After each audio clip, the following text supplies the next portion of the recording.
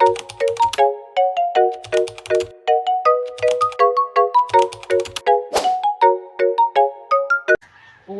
to another lesson full of excitement and understanding. Today is a new day. Are you ready? This is teacher Ganilin Simon. Join me as we discuss another lesson in grammar composition. So now, we discuss about paragraph and its method of development focusing on persuasive and argumentative and comparison and contrast. Welcome to our video on the difference between persuasive and argumentative essays. While both types of essays aim to convince the reader to take a particular stance, there are key differences between them that you should be aware of. A persuasive essay is all about convincing the reader to agree with your opinion on a topic. In this type of essay, you use emotional appeals and personal anecdotes to sway the reader's perspective. The focus is on presenting a one-sided argument that is designed to persuade the reader to agree with your viewpoint. On the other hand, an argumentative essay requires you to present both sides of an issue and make a logical argument for your position. The aim is to present a well-reasoned argument that is supported by evidence and logic. You need to show evidence to support your stance while also acknowledging the opposing view. In an argumentative essay, you need to anticipate and address potential counterarguments. Another key difference between persuasive and argumentative essays is the tone and language used. Persuasive essays use strong language and rhetorical devices to persuade the reader, while argumentative essays use a more formal tone and focus on the logical aspects of the argument. One of the key differences between persuasive and argumentative essays is their purpose. A persuasive essay aims to persuade the reader to agree with the writer's opinion, while an argumentative essay aims to persuade the reader that the writer's argument is valid. In a persuasive essay, you may rely more on personal anecdotes and emotional appeals. When writing an argumentative essay, research is crucial. You need to gather evidence and facts to support your position, and you also need to anticipate and address counterarguments. Finally, the structure of a persuasive and argumentative essay may also differ. A persuasive essay may follow a 5-paragraph structure, while an argumentative essay may be longer and more complex, with multiple sections and subheadings. Another difference between persuasive and argumentative essays is the conclusion. In a persuasive essay, the conclusion typically restates the writer's opinion and summarizes the key points of the essay. In an argumentative essay, the conclusion often includes a call to action or a final appeal to the reader. By understanding the differences between persuasive and argumentative essays, you can improve your writing skills and better understand the different approaches to essay writing. In conclusion, while persuasive and argumentative essays may seem similar at first glance, there are key differences between them that writers should be aware of. Persuasive essays aim to persuade the reader to agree with the writer's opinion, while argumentative essays aim to persuade the reader that the writer's argument is valid. The tone, language, purpose, research, conclusion, audience, and structure of these two types of essays also differ. By understanding these differences, writers can improve their essay writing skills and create more effective and persuasive pieces of writing. Persuasive argumentative discursive essay. A persuasive essay is a type of essay where a writer has to persuade a reader to adopt a specific point of view. A persuasive essay is otherwise called an argumentative essay, as it has to convince the reader of the truth presented in the argument. Besides, in a persuasive essay, one will take a firm stance on a matter. A writer should then provide supporting evidence and facts to back up a thesis statement. An argumentative essay writing requires good research and persuasive skills. A college student should be able to communicate their point of view through driven research. On top of that, it is crucial to refer to the credible sources. Otherwise, chances are that a reader will debut the argument. The goal of the persuasive essay is to convince the reader to accept the writer's point of view or recommendation. The writer must build a case using facts and logic, as well as examples, expert opinion, and sound reasoning. The writer shall present all sides of the argument, but must be able to communicate clearly why a certain position is correct. Here, your argument is most important. You are presenting an opinion and trying to persuade the readers. You want to win readers over to your point of view.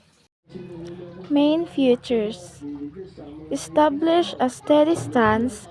A writer needs to create persuasive essay which such as characteristics in mind. Convincing: has a persuasive tone of voice to make a reader agree.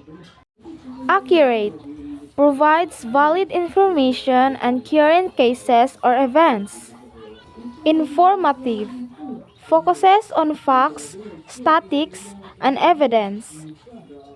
Reader-oriented: convey information from a reader's perspective. Arguable: this type of essay has a debatable topic that triggers discussion. Just like any other type of essay, an argumentative essay should be structured according to academic instructions. As a rule, college teachers or university professors require students to include the following parts: an introduction that presents a topic, body part that includes arguments and supporting evidence, a conclusion that wraps up the argument and focuses on its significance, like an expository essay in its presentation of facts. The persuasive essay has the goal to convince the reader to accept the writer's point of view or. For persuasive essay, have a definite point of view. Maintain the reader's interest. Use sound reasoning. Use solid evidence. Beware of your intended audience. How can you win them over? Research your topics so your device is convincing. Your purpose is to convince someone else, so don't overdo your language and don't bore the reader. And don't keep repeating your points. Remember the rules of the good paragraph: one single topic per paragraph, a natural progression from the one to the next, and with a strong conclusion. For argumentative essay, the argument shall be focused. The argument shall be a clear statement. A question cannot be an argument. It shall be on topic that you can support with solid evidence. The argumentative essay shall be based on pros and cons. Structure your approach well. Use good transition word phrases. Beware of your intended audience. How can you win them over? Research your topic so your evidence is convincing. Don't overdo your language and don't bore the reader. And don't keep repeating your points. Remember the rules of the good paragraph: one single topic per paragraph, a natural progression from the one to the next. Since we are done to discuss persuasive and argumentative essay, now I will ask you some questions. Questions: what is the primary goal of persuasive essay? Number 2. What is the difference between persuasive and argumentative? Number 3. What role does evidence play in supporting an argument? Number 4. What is the some common persuasive techniques used in essay? 5. What is the thesis statement and how do you write one for a persuasive or argumentative essay?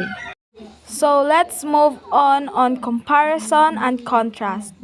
Comparison in writing dissociates elements that are similar, while contrast in writing dissociates elements that are different.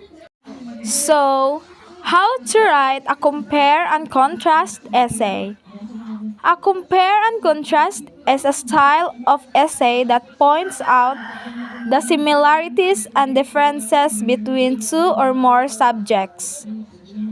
It's deal for showing what separate and unities related things or concepts, particularly if the subject are often concept, particularly if the subject are often confused for each other or unjustly lumped together.